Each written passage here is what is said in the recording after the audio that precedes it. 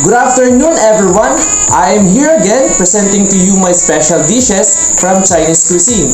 Chinese food is the most popular food in the world, but authentic Chinese food has many differences with Western food.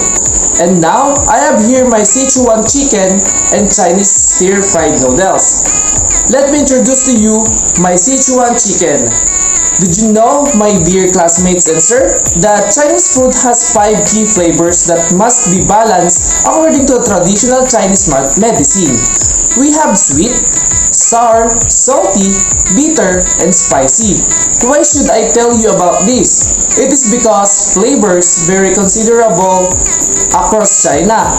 The best example for that is our menu or dish for this afternoon, Sichuan chicken in the Sichuan cuisine that is known to be famous for numbing spiciness. And that Sichuan cuisine holds a reputation for its variety of seasonings used, as each dish requires different cooking methods. As the saying goes, one dish for one flavor. With 100 dishes came to 100 flavors, Sichuan food is most well known for its hot and spicy flavor, though it may sport sweet and sour flavors too. And for the cooking method, we use the stir-fry method, the most common acknowledged cooking method in the Far East involving quick cooking of small cuts over high heat.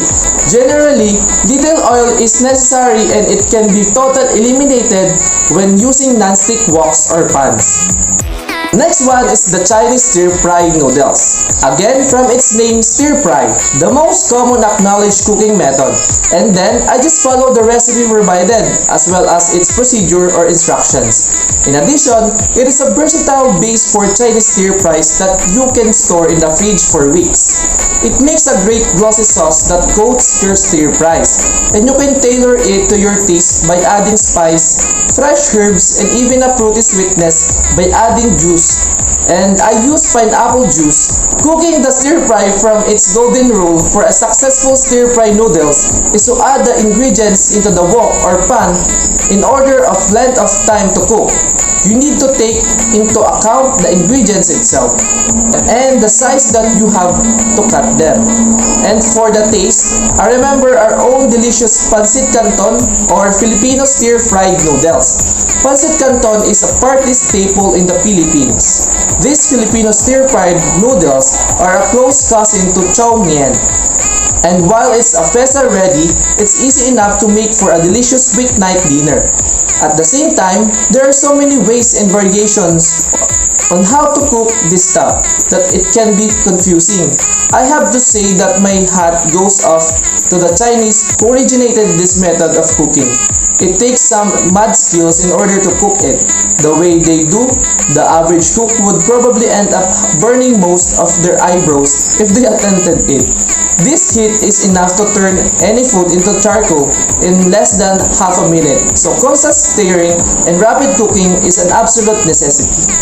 Tossing is the hardest part for me, as we all know that it is the basic culinary technique involves using your wrist to flick ingredients into the air and change the placement of them within a pan. For the first timer like me, it is quite difficult and tiring because I still do not have the right kitchen tools. So I therefore conclude that I have to buy my own wok.